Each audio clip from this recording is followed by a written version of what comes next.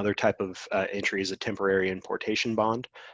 Let's say you have something that you're bringing in for testing. It's a, it's a combine, and you want to test it in different areas of the U.S. and you bring it into Kansas, and then you bring it over to, Iowa, and you test it in a couple of different areas, but you're not really planning on leaving it in the U.S.